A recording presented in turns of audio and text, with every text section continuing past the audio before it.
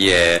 이명박 대통령, 여의도 정치, 그동안에 뭐 이제 좀 멀다, 뭐 이런 얘기가 많으면서 한때는 국회의원은 말씀하신 대로 여의도에서 이렇게 제 능력을 발휘해야 된다. 그러나 이제 당에서 계속적인 목소리가 있으면서 이번에 뭐 임태희 의원이든 진수희 의원이든 입각이 됐었는데 그 2차 입각에서 또 다른 국회의원들이 입각이 될지에 또 관심이 모아지고 있는 상황입니다. 시기가 또 관심입니다. 시기. 지금 이명박 대통령이 이제 좀 있으면 이제 다시 귀국을 하게 되면은 7.28 재보선 전후로 해서 또 관심이 모아졌는데 현재 분위기로는 7.28 재보선 이전에 할 가능성이 높은 가운데 이전에서도 또 시점이 있습니다. 전당대회죠. 한나라당 전당대. 그렇습니다. 그 시점을 전후로 했을 때 또 평가가 나오지 않을까요?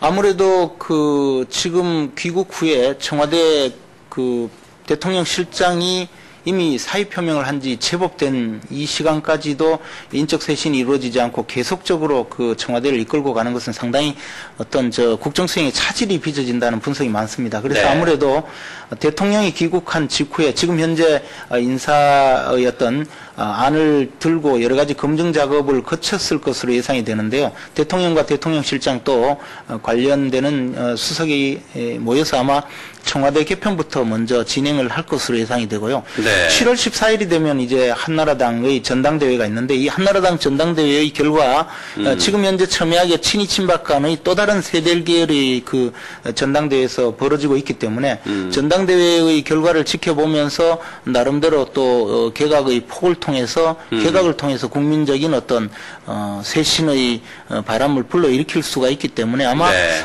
전당대회 직후 개각이 될 가능성이 제법 있다고 보여집니다. 네. 문제는 이런 경우에 이제 그 바로 보궐선거가 있기 때문에 이 보궐선거에서 어떤 영향을 미칠 것이냐 또 보궐선거에서 참패하게 되면 국면 전환용으로 여전히 개각의 필요성이 있을 텐데 예. 보궐선거 직후에 개각하는 것도 유력한 방안의 하나로 검토될 수는 있을 것입니다. 네. 또 현재 이제 청와대 내에서는 인적 개편과 관련해서는 좀 이제 관심이 모아지는 부분이 대통령 실장 외에도 그동안에 이제 이명박 정부의 큰 틀을 만들고 현재까지 이끌어왔던 이른바 최측근 복심 3명에 대한 수석, 새 수석에 대한 교체 가능성, 변경 또는 입각 가능성에 대해서 관심이 모아지지 않습니까? 지금 뭐 누구든지 뭐 다 알고 있는 뭐 이동관 수석, 박형준 수석, 박재환 수석인데 이 3명에 대한 어떻게 보면은 그동안 이명박 대통령의 정책을 너무나 잘 알고 있기 때문에 이명박 대통령으로서는 좀 이렇게 근접거리에서 멀리하기엔 좀 부담스러운 게 없지 않아 있을 것 같은데요. 그런데 이 세 분에 대한 변화가 없으면 인적 개편이 없다라는 또 어떻게 보면 일부의 지적도 있기 때문에 관심이 모아지고 있는데 어떻게 보십니까? 실제로 그 한나라당에서 지방선거 참패 이후에 이동관 홍보수석 그리고 박형준 정무수석 그리고 권재진 민정수석의 교체를 정식으로 요구를 한 사례도 있습니다. 물론 예. 직접 그 당의 의견으로 나왔다기보다는 일부 의원들이 그런 주장을 했었는데요. 네. 그러나 이들에 대한 그 대통령의 신임이 굉장히 강하고 또 대통령으로서는 이 수석 비서관을 동시에 여러 명을 교체했을 때 느끼는 여러 가지 또 국정 수행상의 부담도 있을 것으로 보여집니다. 현재 오히려 박형준 수석의 경우에는 대통령 실장 물망에도 오를 정도로 대통령의 신임이 아주 두텁다고 보여지는데요. 다만 정무수석으로서 여러 가지 지방선거를 거치면서 어떤 정부적 판단에 착오가 있었다 이런 주장도 있고 네. 또 그 여러 가지 지금 현재 당과의 관계에서 그렇게 썩 잘 이끌어오지 못했다 이런 비판적인 시각도 있기 때문에 네. 경질 가능성과 또 유임 내지는 다른 자리로 이동할 가능성이 반반 있다고 보여집니다. 예. 박지원 수석의 경우에는 오히려 지금까지 국정의 어떤 한 축을 이루는 여러 가지 개혁 정책을 뚝심 있게 추진해 온 그런 공을 여러 가지 좋은 평가를 받고 있기 때문에 오히려 입각 가능성이 네. 제기되고 있는 정도이고요. 이동관 수석에 대해서는 조금 교체 가능성을 많이 높게 보는 것으로 보여집니다. 이동관 수석의 입각 가능성도 현재 거론되고 있지 않겠습니까? 조금 부정적인 이야기도 많고요. 또 네. 긍정적인 이야기도 있지만 부정적인 이야기도 제법 있는 것 같습니다. 예. 이제 세종시 수송안에 대한 부결로 보면서 아예 뭐 언론에서도 다 이제 뭐 얘기가 됐지만 그야말로 뭐 친이 친박이다라는 것이 이제는 인물 중심으로 아예 다 드러나 버렸습니다. 이제 와서는 뭐 이제 대통령 선거에 대한 한나라당이 이제 급속히 분위기 전환이 될 가능성이 높아지고 있다. 이런 지적이 있습니다. 박근혜 전 대표로서 이번에는 본인이 나서서 여러 가지 찬반 토론도 처음으로 진짜 나와서 한 상태이고요. 앞으로 한나라당에 어떻게 보십니까? 개파 갈등이라고 봐야 될까요? 대통령제 선거로서의 전환, 또 박근혜 전 대표의 앞으로 행보 어떻게 보십니까?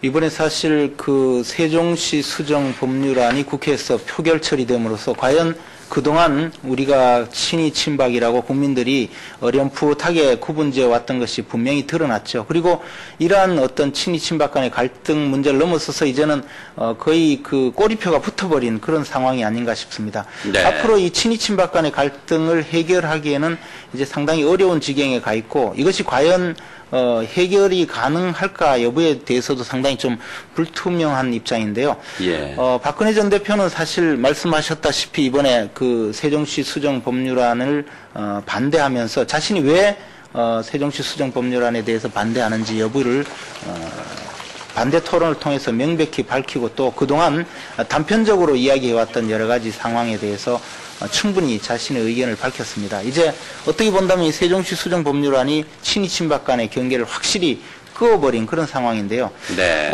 앞으로 개각이 있고 또 보궐선거가 있고 난 다음에 정기국회 국면에 들어간다면 점점 더 어떤 이 친이 친박 간의 갈등뿐만 아니라 이제 차기 권력을 둘러싼 여러 가지 대선 국면의 빠르게 접어들면서 당내의 또 다른 당으로서 또 당내의 또 다른 세력으로서 이제 격화되는 어떤 노선 투쟁이 있지 않을까 그렇게 좀 걱정스러운 부분도 있습니다. 네. 박근혜 전 대표는 이번에 그 세종시 수정 법률안에 대해서 조금 아주 그동안 소극적으로 대응하다가 지금은 아주 적극적인 모드를 취해서 이번에 부결에 앞장섰는데요. 예. 이것은 앞으로 지금까지 대통령의 어떤 통치권 행사라든가 대통령의 국정 수행에 좀 비판적인 시각을 갖고 있다 하더라도 그것을 너무 많이 드러냄으로써 어떤 충돌을 가속하는 일을 좀 피해보고 싶고 네. 또는 이제 국정 수행을 좀 부담을 덜어준다는 의미에서 소극적으로 대해왔지만 이번 그 반대 토론에 나서는 모습을 지켜본 국민들도 느끼시겠지만 앞으로는 보다 자신의 어떤 입장 또는 자기의 정책 소신을 분명히 그것도 아주 공식적인 채널을 통해서 밝히는 그런 일을 많이 할 것으로 보여집니다. 이럴 경우에 과연 국민들이 어떻게 판단할지 또 현 네. 집권층과 어떤 갈등이 빚어질지는 조금 네. 지켜봐야 하겠지만 그러나 유력한 대선 주자로서 이러한 행보는 바람직한 것이라고 평가하는 것이 맞을 것 같습니다. 박근혜 전 대표 이제 세종시 수정안 부결을 통해서 확실히 본인의 입장을 드러냈습니다. 대통령 유력 후보로서 그리고 비록 이제 현 정권과 부딪히더라도 앞으로 이제 본인의 의사를 분명히 밝힐 가능성이 높다. 어떻게 보면은 이제 대선 홍보에 본격적으로 뛰어들 가능성이 있다. 이렇게 제기를 해 주셨습니다. 세종시 수정안 부결 이유에 따른 정치권의 여러 가지 해석 들어봤습니다. 김재원 정치평론가와 함께했습니다. 고맙습니다. 고맙습니다.